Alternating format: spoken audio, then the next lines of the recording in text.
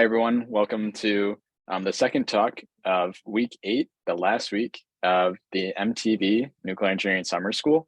We're glad to have here today Dr. Valerie Nwadeyi, and she will be talking today about non-destructive assay nuclear measurements. Valerie is a staff scientist at Savannah River National Laboratory. She earned her bachelor's in nuclear engineering from South Carolina State University in 2016, and she earned her PhD in nuclear engineering from the University of Michigan with Professor Zhong He in 2021. We're looking forward to her talk today, and Valerie, I'll hand it off to you. Thank you, Flynn. Like you said, my name is Valerie Nwadeyi. My talk will be covering a broad scope of non-destructive assay nuclear measurements. And thank you guys for having me. Alrighty. And so Flynn went over basically about me. Like you said, I got my BS from South Carolina State. So I'm typically like an hour and a half from my hometown when I go into work. And then I went on, and that was basically a background in nuclear energy and reactors. And then I went on to get master's and PhD in nuclear engineering and radiological sciences, focusing more on the radiological sciences side, where my graduate work was basically radiation detection for proton beam range verification for cancer therapy. And so with that, my specialties include radiation detection analysis, imaging algorithm development. I like to think of myself as an artist in my free time. And so my career aspirations are to become a radiation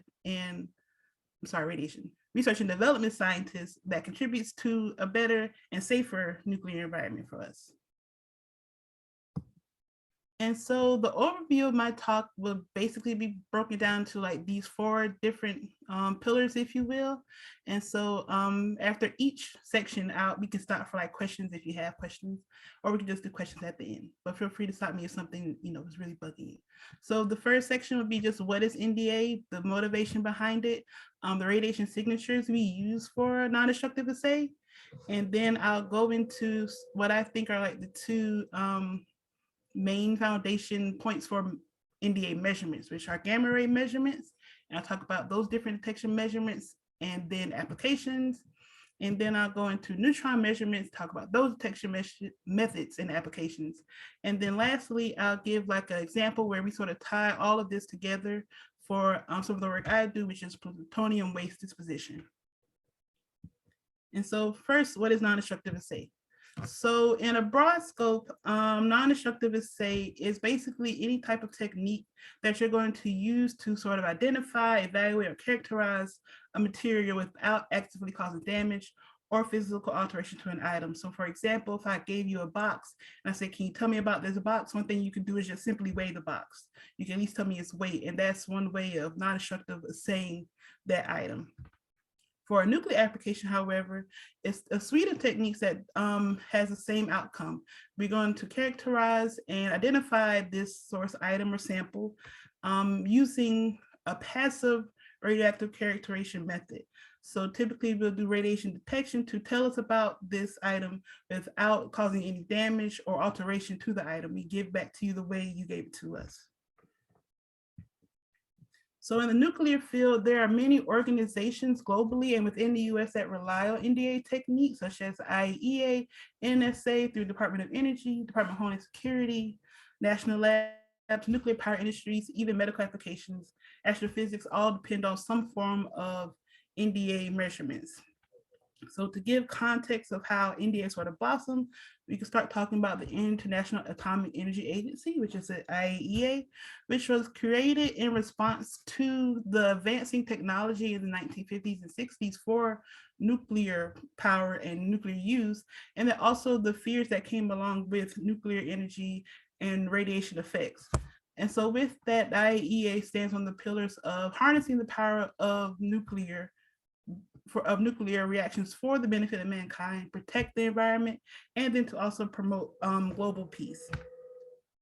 And so the way NDA is folded into that, as the efforts of the IAEA grew, so did the need for verification methods. So some of the examples of where you will see NDA play a role is trying to establish and administer nuclear safeguards to deter the misuse of nuclear technology. So typically, if a country is saying that they're going to use this type of these nuclear materials using this technology for these type of applications, we want to be able to verify that all of that material is used, and that way none of it is being put off to the side for some other project or something that's undercover.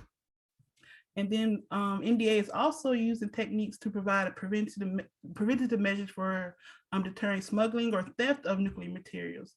So if we have measures in place that allow us to sort of monitor or survey areas where we expect there to be source special nuclear material, then that sort of deters anyone from trying anything to say, take some material and use it for maluse.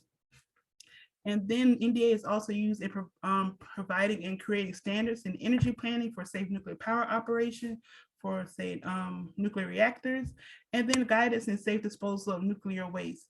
And all of that plays a role in also maintaining healthy dose to personnel that work in these environments. So NDA can also be used to ensure that a personnel that's working in these different types of labs or places or locations are not receiving too much dose when they're working with these different types of nuclear materials. So that was looking at it on a global scale, but on a more at-home scale, the NNSA, I think, would be like the leading role in being responsible for enhancing national security through the military application of nuclear science. So the NNSA is the National Nuclear Security Administration that was established through the Department of Energy, and they use NDA techniques through research and advancing the safeguards that's used in our military to promote the safety and effectiveness of our U.S. nuclear weapons stockpile. So making sure that they're where we say they are, that they can't be taken apart and used for something else, or that they're not corroding or are still viable stockpile weapons. So why use non-destructive assay techniques? So like I said, one, we want to have a method of being able to assay these different materials without actively destroying them or turning them into something else. And so nuclear materials need to be quantified for safety and security. This point out the way, sorry. And so with that, material control accountability is going to account for not only the type of material, but the quantity of the material. So when determining the quantity of the material, this allows a person to say how much there is given the entry point of that material and then the exit.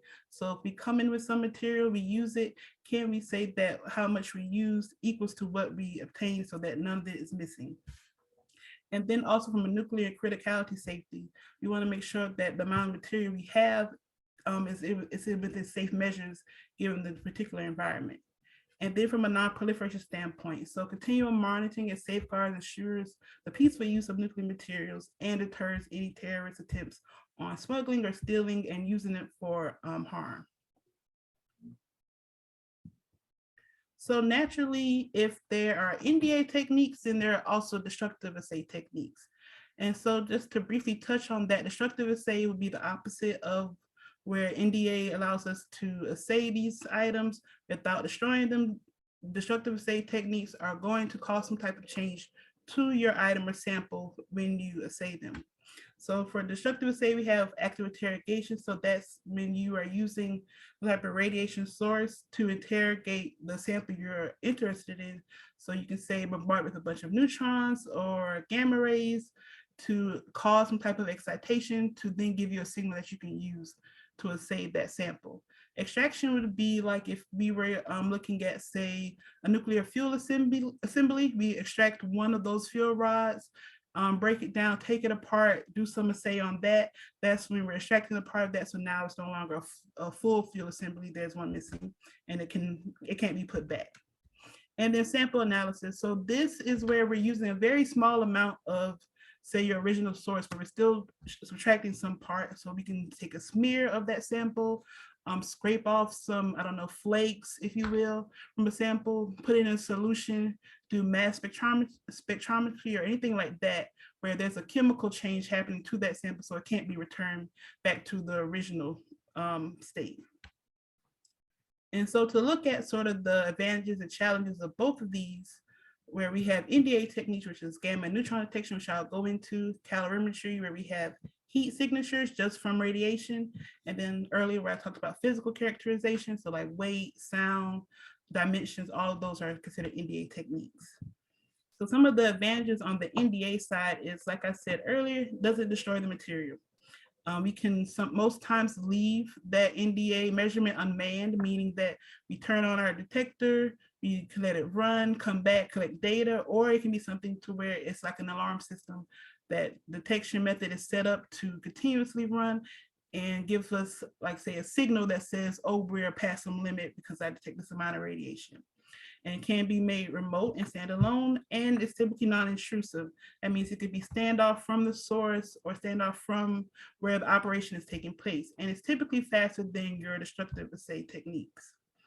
Some of the challenges are that they can be thwarted by shielding and attenuation. And I'll go into how shielding can play a role, both good and bad, in NDA techniques. It relies on spontaneous signatures. So if your source is a weak source or it doesn't emit say radiation within your detection window, then you probably won't see the source. There's generally higher uncertainties because you're depending on that spontaneous signature, and you have very little control of your sample configuration. So typically in the field, you may have a source that is very, very large and they say, well, we can't move it for you. Can you come here with, say, your detector or whatever, set up and tell us what's happening? So sometimes the way the sample is set up will alter the technique you're going to use for that measurement. For destructive assay techniques, you're not limited by the sample configuration because you're going to actively take a piece of that sample, or you're actively going to change the sample to fit your method of choice. And it can provide a chemical and physical compositional analysis. There's typically lower uncertainties because you're sort of breaking down the sample to its finer parts. And then the challenges are altering or damaging the sample, and it often requires chemical and radiation to. And then you typically need a hands-on approach. Like you can use a centrifuge, say, for a solution that you want to tear apart, but for that you still have to go into the lab, set it up, you can let it run, come back. But for the most part, you're going to actively be there with this type of technique. So for NDA measurements, the spontaneous signatures we typically look for are alpha, beta, gamma, and neutron particles. So for alpha and beta, those are typically easily shielded. You probably talked about this earlier, where you expect only about paper or so, or even your skin can prevent alpha particles from traveling too far. Then beta particles might want to move to like a piece of aluminum. And for our work, we typically use these signatures in calorimetry to give us a heat signature from our source, and then we can convert that heat to give us a mass estimate when combining it with these other methods. For gamma ray signatures, those are typically going to be moderately shielded using, say, high Z materials like lead or even tin. And for gamma rays, we're typically going to use gamma ray spectroscopy to give us some isotopics. If we know the energy of those incoming gamma rays, those can sort of label for us what type of nuclear material we're looking at. And then we can use that information to also pull out quantification analysis, such as the grams of special nuclear material that there is. And then for neutrons, those are typically going to be moderated versus shielded. So in moderation, you're going to use a hydrogenous or very hydrogen heavy material to start to slow down your neutrons. And we typically use neutron counting methods. We can do some spectroscopy, but it's a little bit more difficult than gamma ray spectroscopy. And this also, when combined with these other methods, can give us an estimate of, say, your mass or your enrichment of your uranium or plutonium. And I think that's the end of the very first section. So just the intro. Are there any questions from that? No questions so far, but I thought that was a very nice summary of all the techniques. Thanks, Valerie. Okay, so now jumping into gamma ray measurements. So gamma rays have been studied for a very, very long time. So we have a very good library of where these gamma rays are going to come from, how often they're going to come. So we can typically use that information combined with a detector to tell us about the nuclear material we're about to interrogate. And so we depend on different modes of interaction to detect these gamma rays to tell us about our source. So that's typically photoelectric absorption, Compton scattering, and pair production. And these three different interactions given your detector can give you some energy output that can tell you the isotope of your source that you're trying to look at. And so for these type of measurements, we're going to look at, like I said, nuclear nonproliferation. We're looking at plutonium dislocation, weapons of mass destruction, waste disposition, and then also in nuclear energy realm, uranium enrichment uses gamma ray measurements, isotopic composition, and mass estimation or K effectiveness. So to briefly go over the different types of detectors there are, we have gas detectors. So those would be like Geiger-Müller counters or ion chambers, but they're better suited for heavy particles like alphas and betas. So those alpha betas will come in, react with the gas inside the detector, and basically give you a click, so just a count of how many times it sees radiation in the room. Scintillators are more advanced in that they're going to give you a light output that can be converted to energy for your gamma ray. And so those are typically liquid or solid. So solid would be a plastic, and they can be inorganic or organic, so non-carbon based or carbon based. And they can detect both gamma rays and neutrons, which I'll show a little bit later. Then we have semiconductors. So these are solid state detectors that have electrodes on either side. So they depend on gamma ray coming into the detector, creating these charge carriers that can be directly translated to the amount of energy deposited in the detector. So here we have a picture of CZT, and the high purity germanium is like the gold standard. And this large portion right here is the liquid nitrogen that's used to cool the detector. The detector is very small in this region right here. And then all of these can be put together in what I like to call a suite.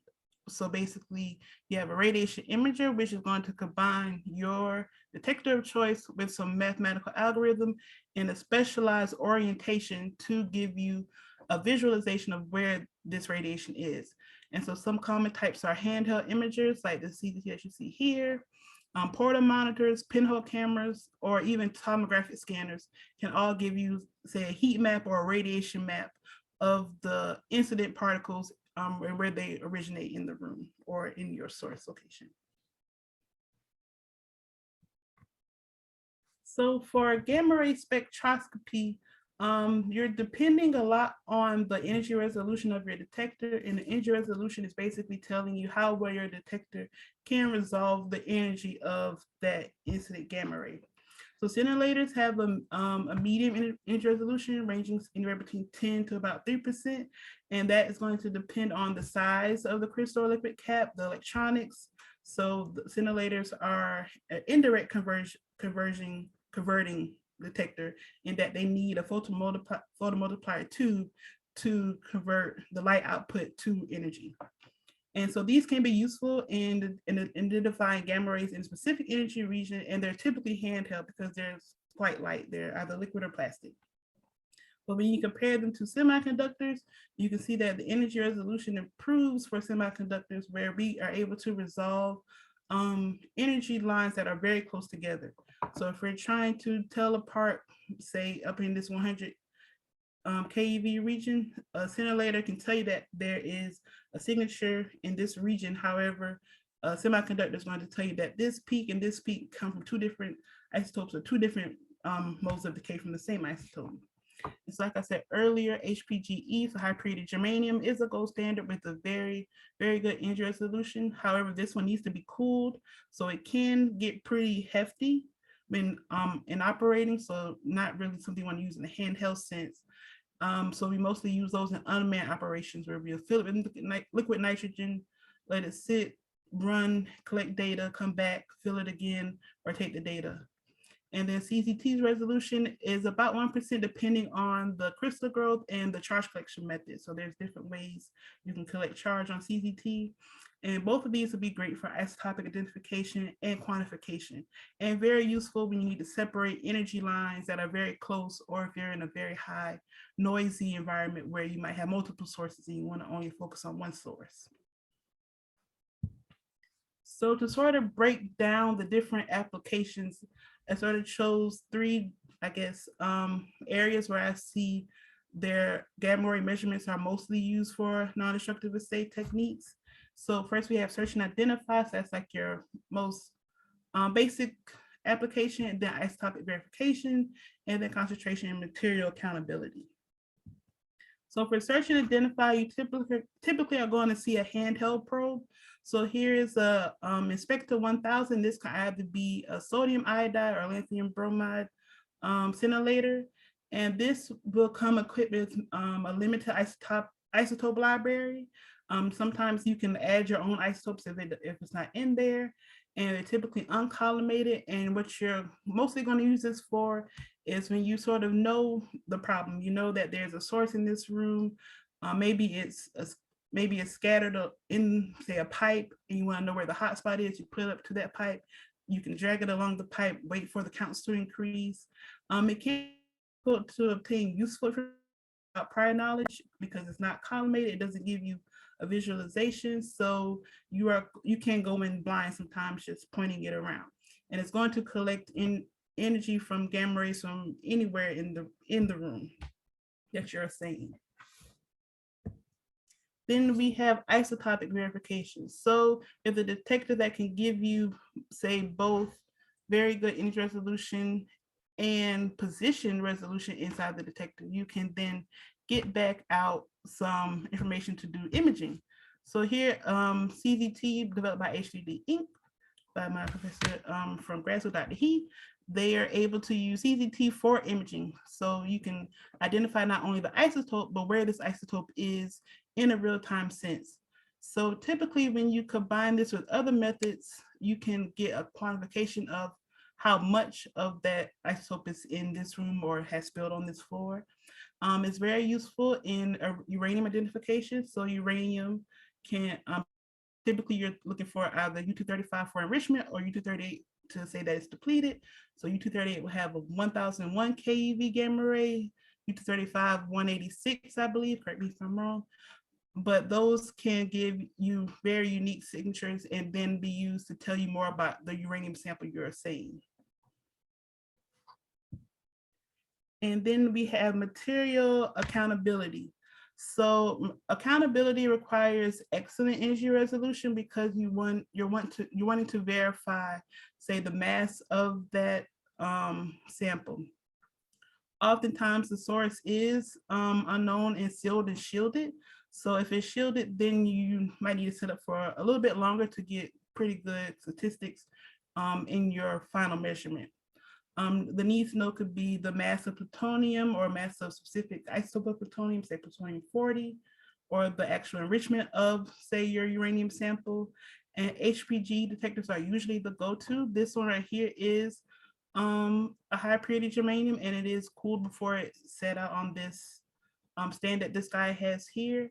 However, in handheld operations, you might not choose, say, the high purity germanium because it still is pretty heavy. So if you want to quickly assay something, you might still stick with the scintillator because it can give you isotopic identification, but maybe not the resolution you need for further analysis. And I think I see some questions popping up, so I couldn't stop if I need to. Yeah, thanks, Valerie. One of the questions was just asking to learn more about CZT, and I think you already described it fairly well. Okay, but maybe you could enlighten a little bit more about some of the origins of the material. Okay, sure. And then I also have a slide a little bit later on explaining the imaging, but CZT, I think they just wanted to know like what it is. So CZT stands for cadmium zinc telluride. So basically it's a semiconductor crystal that is grown with those three elements. And basically for this application, it's pixelated on its anode side and then plain on its cathode side. And so you collect those charge carriers to not only give you energy, but position, so X, Y, and Z of where that gamma ray took place in your detector or your crystal. Thanks. Yeah, and if you guys are curious more about the properties, Eric did give a nice lecture on thallium bromide that also talked about CZT earlier in the summer school, so you can learn plenty there.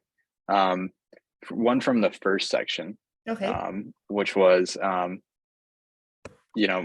a very general question on why might NDA have a higher uncertainty than corresponding destructive assay analyses. His thoughts were that NDA has simpler preparation, while destructive assay has a fairly intensive preparation in some Mhm. scenarios. So could you talk about the uncertainties involved with Sure. each? So the uncertainty could be one where you're, say for instance, you're looking at, say, a source very far away, like or you set up, say, your detector and you are looking at a source in a different room. You maybe you can't get there because that room is hot. So your detector is going to be one affected by the shielding from the room, or if it's in a very noisy area, or if you're outside and it's very hot, the temperature and humidity can also affect your detector. So this is all going to affect your detection efficiency, which increases your uncertainty. Whereas say you can physically take your sample, you're not obstructed by anything, any outside, I guess, variables, and get your answer as close to possible as what you need from that answer. I guess I was saying uncertainty as far as the measurement constraints that you have versus NDA and destructive assay. Cool. Thanks, Valerie. Mhm. And that's it for questions for now. Okay. And then so to talk about some of the challenges, I think probably honing in on some of that stuff that I just touched on. So detector limitations. So one of the limitations is dead time. So dead time can start to creep up on your detector, which is basically saying there's too much information coming into my detector for me to process each event accurately. And so that could happen when you're assaying a very highly radioactive source, or like I said, if you're in a very hot environment, so you might be in an environment where there's a lot of radiation just in the room, or that detector is probably. And then energy range. So energy range can be set by you, the operator, or sometimes it's hard encoded to the detector itself. So if the energy range is too low for, say, saying some material, then if those gamma rays are too high energy, you might not be able to resolve the initial energy of that gamma ray. So you're probably missing out on valuable information if your energy range is not wide enough for your problem. And then maneuverability and operability. So I sort of touched on that, like with high purity germanium, it needs to be cooled and it can get pretty hefty. So if you're wanting to get very good image resolution, but you need to like tote this, large detector outside, it might not be the best choice. So you're probably losing out depending on what you need. And then electronic noise is always going to play a role in just your overall assay. So the final results you get, you need to account for electronic noise and all those things that can cause uncertainty in your final estimation. And then measurement constraints. So these are going to also affect your detector limitations. So time, distance, and shielding. You typically hear that when you're wanting to reduce the dose to yourself. So you want to reduce the time, but for these cases, you might need more time and you might not have it. So if the source is, say, a weak source and you want to, improve your statistics, you might need to count for a little bit longer than you would say a source that's readily emitting a lot of gamma rays. And then distance. So if, like I said, if you are told that you can only be so close to this source, or if you're doing like, say, a flyover measurement where you're flying over a large field, that can cause some discrepancy or some uncertainty in the actual source locations. And then self-attenuation is another big one. So for plutonium, because it is heavy metal, if there's a lot of plutonium, you might lose out information about the volume of, say, your source, because the gamma rays that are within the deep center of your source, they can be self-attenuated prior to leaving the source to hit your detector. So there you're going to lose some information from that as well. And then prior knowledge. So if some stuff is classified or just not told to you, you're probably going in blind. There's a black box type of measurement happening. You just know that there's probably radiation in this room because they use their Geiger-Müller counter. They saw alphas and betas, but you don't know yet until you actually take out a detector and decide which detector to use for this problem to tell you what type of radiation you're actually looking at and what type of source you're looking at. And then the big one is attenuation. So attenuation is basically saying there's some initial amount of gamma rays coming from my source, but that initial amount is going to be negatively impacted by the thickness of whatever shielding I'm going to use. So this final intensity of gamma rays is all I'm going to get to my detector. And then from that, how many of those I'm actually going to detect, and then how many of those are actually going to fall within the right energy peak. And so with that, you're just decreasing the number of counts you're going to potentially get, which can also cause further uncertainty in your final measurement. However, in some cases, attenuation can be a good thing. So we typically use, say, like very thin sheets of tin when saying like plutonium, because we expect to see 60 keV gamma rays, so in this low energy region from americium-241 when it starts to decay. And those can start to cause the dead time to creep up on our detector if there's too much americium. So we can use like a very thin layer of shielding to attenuate those low energy gamma rays, so our detector can focus on collecting those higher energy gamma rays to tell us more about the source that we're interested in. And then background. So background is just anything from the natural environment. So there's naturally occurring radioactive isotopes, such as potassium 40, which emits a 1460 keV gamma ray. And then environmental conditions, which I touched on, so like temperature and humidity, which can cause some strain on the electronic noise of your detector or the operability of your detector. And then that's the last slide for gamma ray measurements. Just checking for questions. And if not, I could jump into my neutrons. Yeah, no questions, Valerie. Thanks for checking. And so for neutrons, I pointed out that neutrons are electrically neutral particles in that we need some type of conversion to detect that neutron interaction. So this conversion also depends on the speed, whether that neutron is fast or thermal, so whether it's been moderated yet. And then due to this conversion, spectroscopy or pulling out the energy information about that neutron can be somewhat difficult.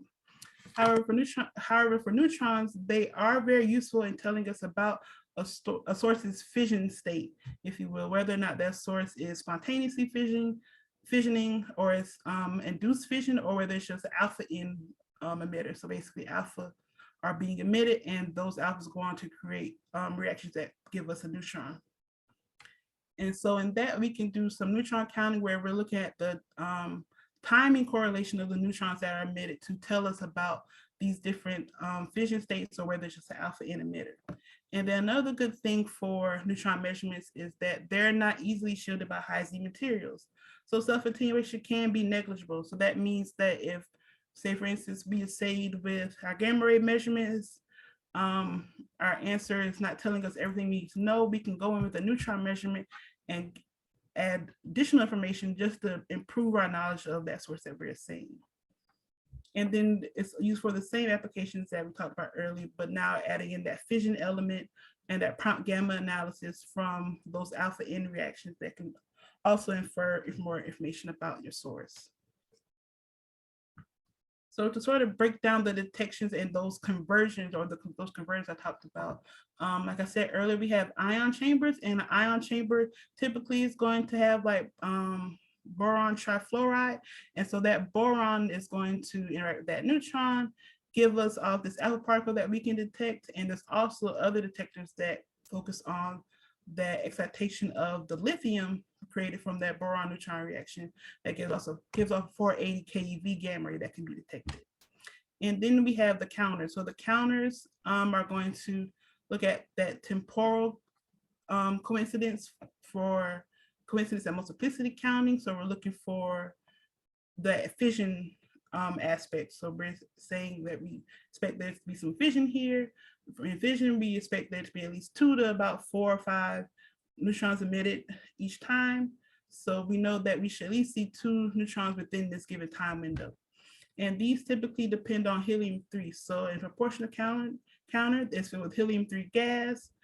We apply some high voltage on those electrodes and wait for that reaction to happen that causes the proton to create some charge carriers, which you can then collect to say we see neutrons.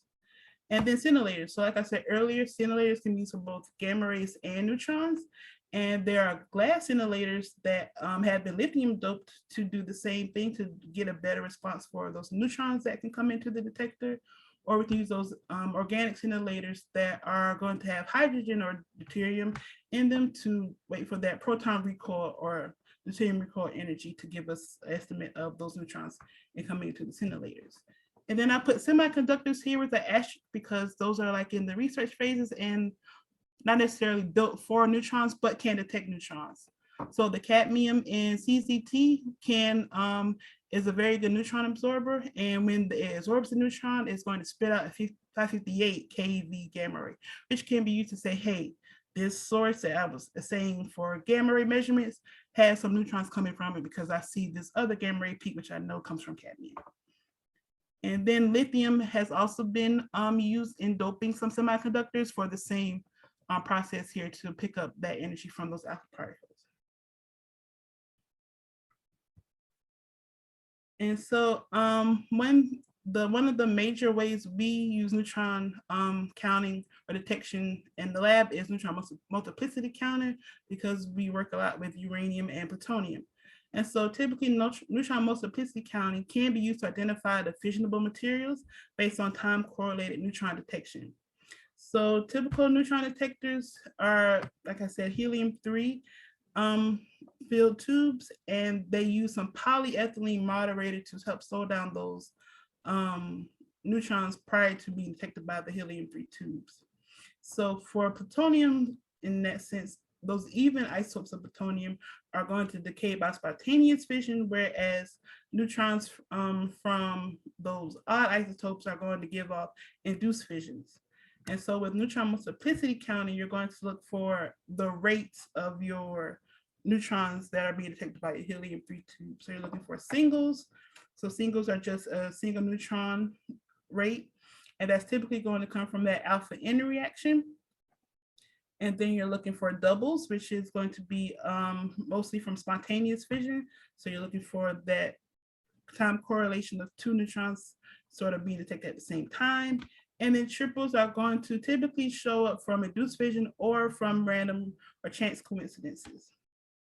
And so we can analyze these coincidences to tell us about the fission state of that source. And so just to further iterate that, we want our neutron to go through this moderator, slow down for us, interact with our helium-3 tubes, and then this shift register is going to open this trigger window that's going to say, hey, a neutron has come in, let's open this trigger time window, and it's going to turn on this delay trigger window. And then as these neutrons are coming in, that delay trigger is going to tell you, look at this trigger window. Do I see neutrons in this trigger window? Yes. If it's more than one, then that's probably a coincidence event. And as this is happening, we're starting to see whether or not these coincidences are true coincidences or chance coincidences. And then we pull it out from this acquisition software that's going to give us a better idea of what type of source we're looking at. And then we can also try some spectroscopy with neutron detection. So a lot of research has gone into using scintillators for neutron energy spectroscopy. So pulling out that neutron energy information, not just from time of flight measurements. I don't know if you guys talked about that yet. So you said look for the time of flight for two different neutrons and gamma rays. But here, what we can do is simulate that detection response, or even measure the detection response to a well-known neutron source, get this pulse shape discrimination. When we do our measurement that says this is the photon output, because they have a different light output yield than say the neutrons, look at just that neutron pulse shape, and then use that convolved with our detection response to what we know about neutrons interacting with our detector to give us back our initial neutron energy. So here we have the light output from, say, our neutron source. We can use this iterative MLEM method that says, hey, if I know my detection response to my neutrons, I know my light output from my measurement, can you tell me what my energy is? So here we can see that this source was a monoenergetic 14 MeV neutron source. versus say a watt spectrum or a fission spectrum from like say a California 252 source. And so with that, some of the challenges from neutron measurements are similar to that of gamma ray measurements, just in a different light. So for attenuation, we're not looking for lead or high Z materials intentionally blocking our gamma rays. What we're going to see is either concrete walls can cause some type of moderation, PVC, water, anything with high hydrogen content or low Z content can attenuate neutrons to the point where we can't detect them. And then attentional absorbers, so like cadmium or boron, if those are in place, then those are eating up the neutrons, lowering our response and adding on to our detection efficiency. And then we have interfering sources. So impurities is a big issue for us, especially with plutonium waste. So with plutonium waste, if there are interfering isotopes such as beryllium or magnesium, those can interact with the neutrons that are given off by the plutonium, cause further alpha N reactions that can further add noise or random chance coincidence to our final measurements. And then with measurement constraints, we have lower detection efficiency because we're waiting for these chance coincidences or these true coincidences to happen, which also increases our uncertainty. And then we are still under this scope of time, distance, moderators, and then the prior knowledge. So if we're in a black box environment, we may need to pull out, say, a scintillator because it can do both gamma rays and neutrons, and then maybe go to the neutrons. So just those type of things you have to think about when we're setting up an NDA measurement. And I think, yeah, that's my stop for neutrons. So I'll stop there just to check for questions. Yeah, Valerie, thanks. There was just one, you described a lot of different types of moderators for these neutron detections. What determines your choice? What would you use? Oh, that's a good question. I think I would want to stick to, say, your polyethylene or your plastic, just because one is solid. I can cut that, set it up. Water, around electronics, that's just scary in general. But yeah, I think it depends on whether or not you need to moderate, because scintillators, I think I didn't mention, can also detect fast neutrons. So in that sense, you might not need a moderator. But yeah, I think polyethylene is a good one to just say, hey, I can stick my detectors in this. It's light, allows me to maneuver and put my detector where I need to put it relative to my source. Makes sense. Thank you. That was it for the questions for the neutron section. Okay, and so now the application of NDA for what I work on. So plutonium waste processing.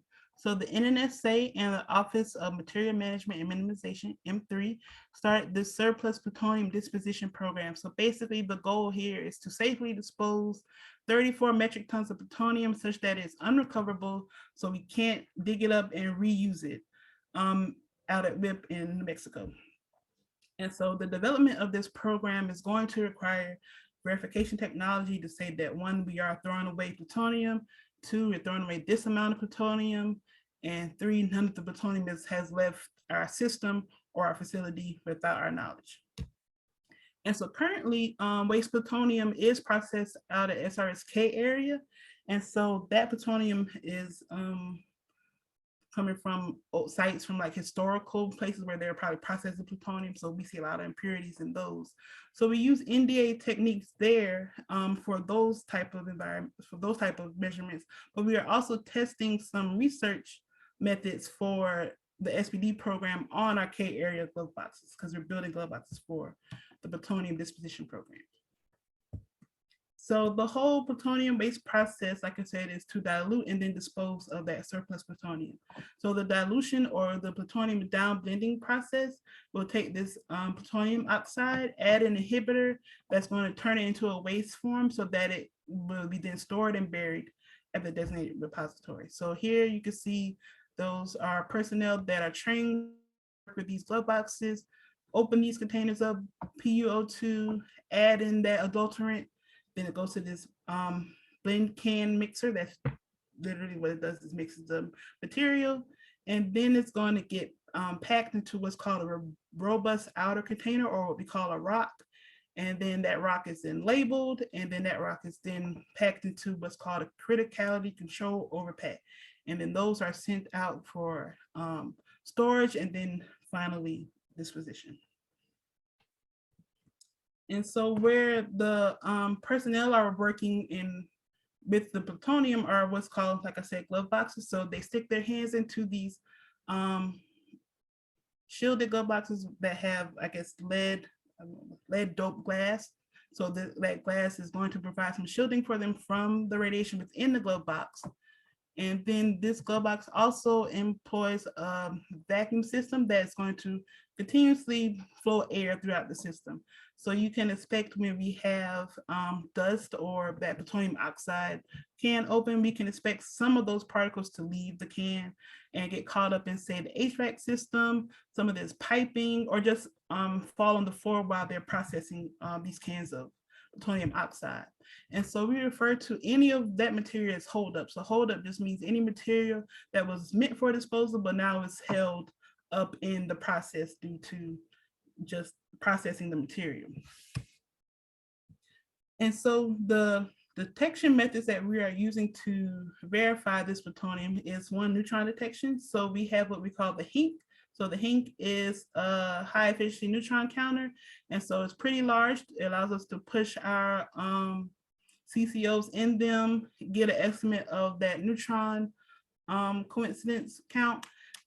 And it's going to give us back the effective 240 plutonium mass. So not necessarily the 239 that you would expect to see for weapons grade plutonium, but we get an idea of how much plutonium is in, say, this CCO that we're going to push into these HINCs. And these are also employed at the CAMS. So CAMS is another area out of K area. We have the neutron multiplicity counter. So we get high accuracy, but less precision because we are going to see random counting uncertainties in that triples, especially if there is some impurities in our plutonium mix. And then we also use calorimetry. So I briefly touched on calorimetry, where it's just looking for a heat signature from your source. So we can use that heat signature to tell us the mass of our source. So one of the drawbacks of calorimetry is that it's the radiation is indistinguishable. So all of it just looks like heat. So we can't tell you whether the heat's coming from neutrons, gamma rays, alphas, betas. We just know that this heat is going to tell us how much material there is. And so generally for SRS, we use a air bath calorimeter. So the environment around it is air and it's kept at a constant temperature. And then once we put our sample into the chamber, we can use that to give us the wattage output. And that also gives us a mass estimation of our plutonium to compare to our neutron measurements. And then on the research side, so the side I work on is the radiation imaging for plutonium verification. So basically, when that plutonium is coming through the glove box, can we verify where the plutonium is at all times? So for this, we are using CCT developed by H3D Inc. So this is that cadmium zinc telluride crystal. So it's about 2 centimeters, about 2 centimeters wide, and about 1 centimeter thick. And so, like I said earlier, it has a planar cathode, a pixelated anode, and for that gamma ray to come in, create these electron hole pairs. We know X, Y, and Z now, and we know the energy of our gamma ray. So we can use Compton imaging to tell us in a 4-pi sense or a spherical sense about our detector where our source is. We can also use with this detector coded aperture imaging. So this is great for low energy gamma rays. So we're intentionally using some attenuation. So here we have a tungsten mass. So the open elements, or I'm going to say the white elements, will let the gamma rays pass through. The black elements are going to block those low energy gamma rays and create this unique pattern on our detector. So with enough of those instances, we can use this pattern to tell us where we think the source actually is within this coded aperture field of view. And so with that, we have set up a mock-up of our SPD glove box where we're using that H420 radiation CCT imager. We set up on top of the glove box. We say, hey, if we were this high up and we say we're going to set this detector here for continuous measurements, can we see where plutonium is in this glove box? So we have a drawing of that blend can loading system where they take the blend cans, cut it open, load it, and we tape some plutonium triangles to that system to see whether we can discriminate all 3 of those locations if there's plutonium on those locations. And so here I marked off that 129 keV from plutonium that we use coded aperture imaging for. And we can see that we can image those 3 instances of plutonium. And we also say, hey, what if there's plutonium on the floor? We can also image those as well. So when pulling all this together, so from beginning to end, we'll have gamma spectroscopy on the beginning side of things. So when the plutonium first comes in, verify that it does give us some radiation peaks or some gamma ray peaks to say that this is plutonium. We can also use calorimetry to weigh it to verify this initial weight. Then it'll go through this glove box system. We do hold up on the glove box to verify that the plutonium is still within the glove box. We do hold up on the filters to verify that hold up material. And then once it leaves, we can do some more gamma work and use the hints to verify those criticality control overpacks before they're processed for shipping. And then this right here is the last slide, just to sort of compact all of that into a small table. So the uses of gamma ray detection, neutron detection, and calorimetry can all give us some type of quantification of our source sample, just depending on what detectors they're going to use. And then the materials that we are looking for, are interested in, are any radioactive materials.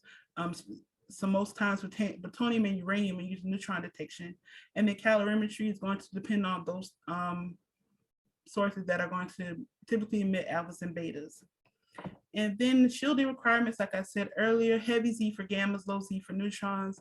And then calorimetry is lightweight materials because you're looking for those alphas and betas. And then so future work, so future avenues of research for NDA. So data authentication, can we verify that the data we are putting out is actually for this material? And then spent nuclear fuel also has avenues of research for NDA. Advanced nuclear reactors are constantly changing, constantly advancing their techniques. Can we use NDA to further help advance those? And then also astrophysics and hold up measurements like what I do. And then advancements of actual NDA techniques. So scintillators, like I showed earlier, are being used for neutron spectral unfolding. Can there be improvements in PSD so that at the very low energies where we start to see the blur between photons and neutrons, can we better discriminate in that region? Semiconductor advancements, can we approach the energy resolution of high purity germanium without needing to be cooled or needing liquid nitrogen? And then just advanced algorithms are also other avenues of research in NDA techniques. And I think, yep, that's my last slide. So I'll stop here for a discussion. Thank you so much, Valerie. I really enjoyed your talk. And yeah, thanks for answering those questions along the way. You know, if you want to hold it to an hour, we've got about 7 minutes. The Q&A, they are usually quite inquisitive. So you can cut off whenever you'd like. But just to start off, I did have one, which you don't need to go back to the slide, but I was just curious about the neutron spectrum unfolding. You were doing that with the organic glass, I believe, with the MLEM algorithm. Yes. Was that, yeah. Was that your analysis or was that someone else in your research group? Sorry. Yeah, no, you're fine. So that analysis was done in conjunction with Oak Ridge National Lab. So we had, so Savannah River bought both EJ301, so deuterated detectors, and then just EJ309 scintillators. So both of them liquid scintillators, and we sent two over to Oak Ridge, and then they went out to, I think, a neutron beam facility. I forget the name, it's escaping me. But basically they used the monoenergetic neutron generator to create that detection response function. Yeah, was it at Ohio University? I'm aware of that one. I think so. I'm sorry, I'm so bad at remembering names. That's okay. I remember it's up north though. Why am I feeling Boise instead? But yeah, so they went up there to do that measurement to pull out that neutron spectrum unfolding. And so at Savannah River, we're trying to work on that lower energy range, trying to get a better detector response function lower than 14 UV, so somewhere in 2 the 4-MeVs for those alpha ends. Yeah, I don't know if you had the chance to meet him while you were here, but I know Dr. Tony Shin was also working on the organic glass unfolding at Los Alamos, and had a postdoc. Jason Natras was the one that worked on it with us at Oak Ridge. So he was excellent. Yeah, we're trying to do that with the still beans right now, but it's a little harder when it's not deuterated. So yeah, we'll be working on it. But yeah, thanks for sharing. Even with deuterated. Yeah, then another follow-up question from the chat. Got a couple, but the first one is for detecting fissionable materials, would it be possible to detect fission fragments rather than neutrons? And to follow up for that, is that useful for non-destructive assay or practical? Fission fragments. I believe so. So I think, if I'm not mistaken, there are ion chambers that actually, I think, coat in uranium. And so they wait for the neutron to come in, create those fission fragments. I mean, those fission fragments can be used as a method of that conversion to say, hey, we see some neutrons coming in. I'm trying to think if I know of any other method. I think any information you can pull is always great in NDA, just in general. So if you can say, hey, when this reaction occurs, I see this fission fragment, that's just further information that tells you, okay, we are fissioning. So although I can't think off the top of my head where I've seen it, used, I feel like if, you develop that detector that does that for us, that's just adding information to our bank of knowledge. Yeah, thanks, Valerie. And then to clarify, I think you were referring to like actual fission ion chambers, like where there's material inside the ion chamber, so you can detect the actual fission events. So yeah, that'd be one way. I haven't seen like the non-proliferation application for it, but we have a student in our group, Nathan Giha, who they're using this very advanced ion chamber out at Argonne National Lab called the Frisch gridded ion chamber, and they can measure about to almost like atomic precision what each fragment mass is. It's pretty cool. And that's more of like a nuclear data application. I can't see where you would use that in a field, but you're building up your like isotope library or your I guess Monte Carlo library. And yeah, so that was one more question in the chat. James asks, the plutonium that you're dealing with, is that restricted to the isotopes 240 and 241, or are there also other isotopes you're looking at? It's restricted to 240 and then 239 typically. So 239 is going to give us our gamma ray signatures, and then 240 is like the spontaneous fission plutonium. So if a neutron does happen to hit the plutonium 239 and it doesn't do anything, then now we have spontaneous fission neutrons, plutonium. So we particularly look at those two. However, like I said, at K area, they're just collecting any really special nuclear material trash. We determine whether that trash has plutonium in it. So anything could be in that trash. So it can be other isotopes of plutonium, just because historically, at other sites, they didn't know they had different isotopes yet. So they just send us the trash, we tell them what it is, and then we pack it the right way. Fair enough, thanks. It doesn't look like we have any other questions in the chat, and we did go over time today, so maybe the crowd's a little bit more quiet. But yeah, Valerie, we really appreciate you giving your talk today. I definitely learned a few things. It was cool to see some of the detectors and some of the facilities that you shared. And yeah, thank you so much. We'll put this recording online. And if you want, you just go onto the MTV website. You should be able to find it there. You can also email us. We'll send you the direct link.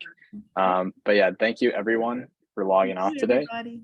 Logging on today. And tomorrow will be our last summer school lecture. We're going to have it hybrid. We're going to have Professor Matuzek in person, and she's going to talk about radiation treatment, advanced radiotherapy concepts. So thanks again, Valerie. We'll see you. See you guys later.